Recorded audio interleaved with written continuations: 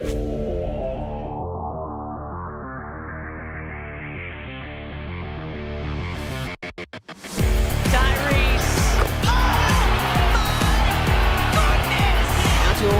Tobias Harris, and Tobias drills it! Sixers up one! Embiid fakes, Embiid down the lane!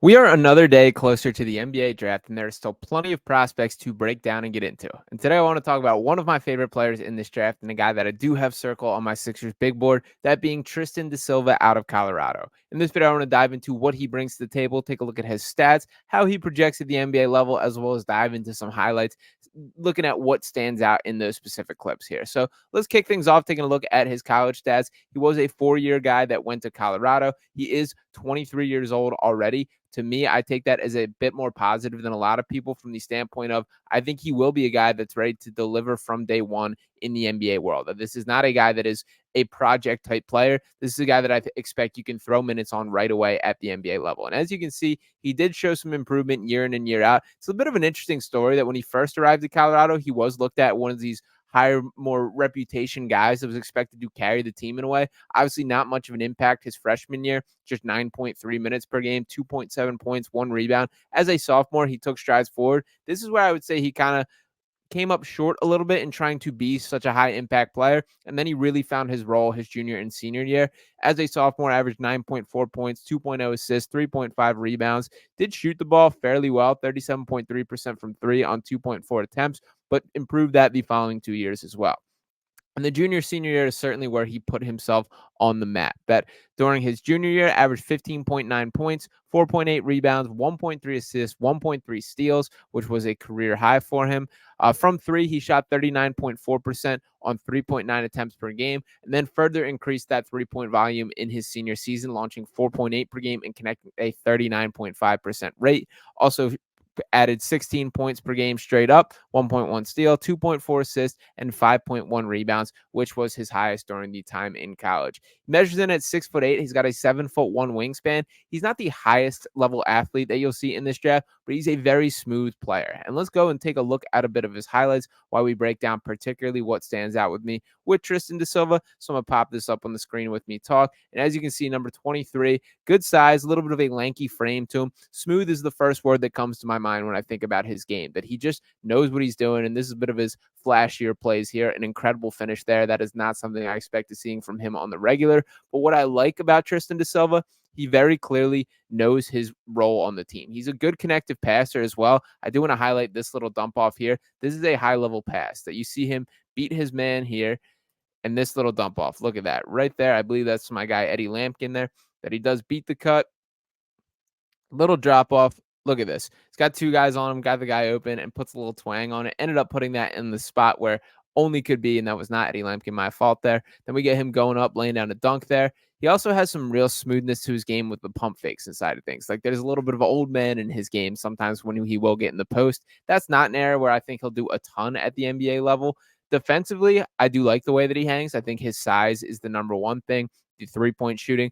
The 3-and-D label gets thrown around quite a bit, and I don't think that's quite Tristan Da Silva. He does check those boxes to an extent, but he's almost more of a connective passer. That I see a little Nico Batum in his game where I think there will be moments in the half court where he is being a decision maker, where he is making the entry pass to the post or just the right read in kind of a half court motion. And I like this little rip down here. Look at him getting downhill, and we're going to rewind that one here. You can see him getting the ball at the top of the key. The shooting form looks great there. Here we are. A little bit of a dribble handoff option here that he chooses not to take it, turns, sees the wide open lane, and takes no hesitation there. I also like him finishing through contact. That's a tough and one there. He does have some nice physicality I like, and that 3-point shot is going to be the biggest thing. We're seeing a lot of these. Here's another little post back down fadeaway. That's a tough shot. That's an NBA level shot right here.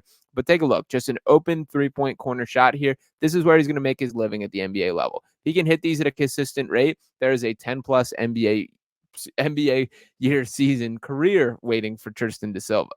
A thing that jumps out to me about his game particularly, and this is another great look here. This is a difficult three. You got a guy in his grill. Look at that. Nice closeout by the defender here on Grambling State. Does not matter for Tristan Da Silva.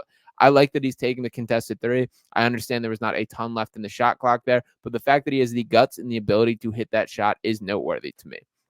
I watched a lot of Colorado this year, mostly from the standpoint that I knew there was a ton of buzz about Cody Williams, and I would be the hand up number one guy. Cody Williams did not grab me at any point this season, that I was consistently underwhelmed by watching Cody Williams play. I do have some real concerns about his processing of the game, his decision making, and it just feels like the game moves at a pace that is a little bit too quick for Cody Williams. But what I did find for all the time watching Colorado is it was this kid, Tristan Da Silva, that was constantly jumping out at me. And I am willing to go out a limb and make the take that I think Tristan Da Silva ultimately ends up having the better NBA career than Cody Williams, even though I think it's unlikely that Da Silva will hear his name called first in the draft. I like that little move there, a little getting the defender up in the air. He does a nice job on the pump fake. He goes to that pretty regularly, and he's effective at it. And a bigger point that I have not hit on enough, there hasn't been a ton of clips showing this here. He's a really good cutter, really intelligent off-ball cutter, that he's not a guy that's just going to stand in the corner. He's willing to work and create his own shot when the ball is not in his hands. So a lot of times within the flow of the offense, particularly at Colorado, and this is something that I definitely think is going to translate to the NBA level, this is probably a better example of it here. We're going to rewind on this cut. That's actually him finding the pass there. But that's the type of motion offense that he's very good at, that he's willing to get the ball, give it up, and then move, find your own new opportunity. That is a trait that, while it can be taught to an extent, it feels pretty instinctive, and particularly with Da Silva, it does feel like he just has a knack for where to be within the flow of the offense. That the backdoor cuts that he creates for himself, I was really impressed by throughout the year, and that's something that kind of opened my eyes and moved him up on my draft board because that's such an important skill.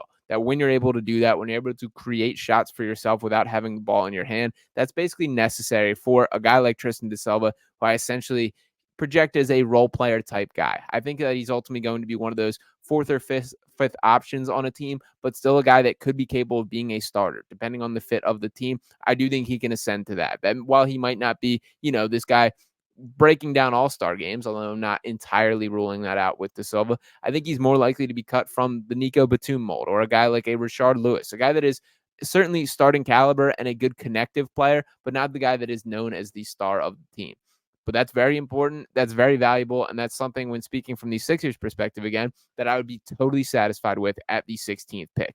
As I mentioned, he is 23 years old. He's going to be ready from day one. This is not a guy that you're thinking about. And here's a little bit look at some of his defense here. I like this play a lot. Look at the way that he does move on the perimeter. Got a bit of a smaller guard on him, still sliding, and the guy ends up coughing it up. But the way that he is moving those feet is intriguing to me. He also is not afraid to punish smaller defenders. I don't expect that to be something that's used a ton. Obviously, we know how little post offense is used in the NBA, and Joel Embiid among the league leaders year in and year out basis. You can see how Colorado played through him in the half court a little bit here. We're going to look at this play. That a lot of times, and again, I'm going to use the Batum comparison again. These Sixers do this a ton with Nico Batum. They're setting a down screen here to free up the man, and Da Silva is the guy trusted to make this pass. That is not the easiest pass to make, and he delivers it in stride, a perfect pass, and a free 2 points right there. That's beautiful stuff. That is stuff that I expect to translate at the NBA level. That ability to just kind of thread the needle, find your spot. And again, that's a terrific pass there. Look at this little bounce pass on the backdoor. And again, Colorado as a whole did a really excellent job with their back cuts throughout their offense. I'm a huge fan of that. That's something that I think every team should adapt more of. Look at the way that he's able to anticipate this cut, put it through these two men, and ultimately deliver for the 2-pointer there. That's beautiful stuff. I do think that Tristan Da Silva is going to be a guy capable of making some half-court decisions. That when looking at his college stats, we know he ended last year with just 2.4 assists per game. It felt like much more than that. And even when watching throughout the flow of the game, it was something where it surprised me how little statistically that it was shining in the assist category, that it did feel like he had the control of the game. He was involved in setting the table for his teammates in a way that maybe statistically it did not fully indicate there. And 5 rebounds a game is nothing to slouch out either. That is something that is worth noting. And then we see another impressive pass here. The playmaking is really shining in these particular highlights. I would like a little bit more of the off-ball cuts to be shown. I'm hoping we can get to some of that before we wrap up here. This is a lot of the on-ball action. I do think he's going to be a low-usage player at the NBA level. I think, once again, much more of a connector is the way that I would label him. But it's always interesting when making these types of comparisons. Da Silva, I think, for the most part, played essentially what his NBA role will be, that he wasn't as on ball as some of these clips are making it look, that there were plenty of talent, even guys like KJ Simpson that was quite involved. Eddie Lampkin was used as kind of the offensive hub for a lot of times, and Cody Williams, of course, had plenty of opportunity with the ball in his hands as well. So Da Silva did have to share the wealth there.